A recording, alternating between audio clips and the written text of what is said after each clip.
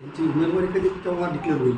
उमेदवारी 11 तारखेला आम्ही सबमिट केल्यानंतर प्रदेशामध्ये बैठक होईल.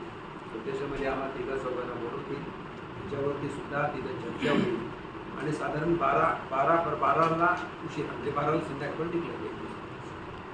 तिथं दिवसभर स्क्रुटिनी होणार, त्याच्यामध्ये आम्ही असू आणि स्क्रुटिनी नंतर डिक्लेअर होईल. तसं मतदार बघितलं तर भारतीय जनता पार्टीकडे लक्ष लागलेले. संभ्रमामध्ये नेमकं उमेदवारी नगराध्यक्षाचे दावेदार पुरत, एकीकडे निष्ठावंत दीपक ठाकूर आहेत तर दुसरीकडे केदारदादा, हे यांना सुद्धा राजकीय वारसा आहे. त्यामुळं आंबेडकरांची उत्सुकता लागली नेमकं भारतीय जनता पार्टीकडून उमेदवार.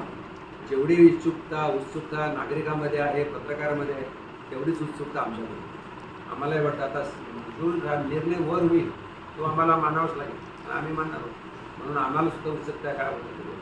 स्थानिक पातळीवर तुम्ही त्या दोघांची चर्चा आणि बाकीच्या इतरांना त्या संदर्भात काही विचारणा केली का? काही तुम्हाला कोण हवं आहे, कोण नको आहे, असं मत विचारलं का आजी माजी नगरसेवकांना?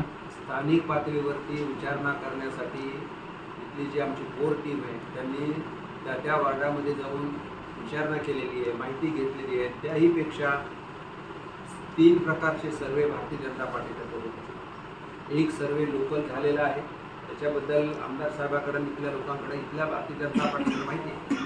पण संपूर्ण महाराष्ट्रामध्ये प्रदेशाध्यक्षांनी एक सर्वे केलेला आहे, अंबड नगरपालिकेचा सर्वे झालेला आहे आणि त्याचबरोबर माननीय मुख्यमंत्र्यांच्या म्हणजे त्यांचाही सर्वे होता. तो झाला की नाही मला माहिती नाही, त्याच्यावर बोलू शकत. पण प्रदेशाध्यक्षातर्फे सर्वे होतो, त्यांच्याकडे संपूर्ण माहिती असते प्रदेशाध्यक्षाकडे.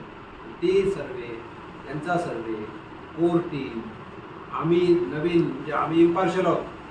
आम्हाला माहीत नाही, आम्हाला एकच कळतं चांगला उमेदवार कसा द्यायचा, जो जनतेची सेवा करेल, जनतेमध्ये मिक्स राहील, जनतेचे प्रश्न समजेल आणि त्यामधून जनतेला त्याचा फायदा.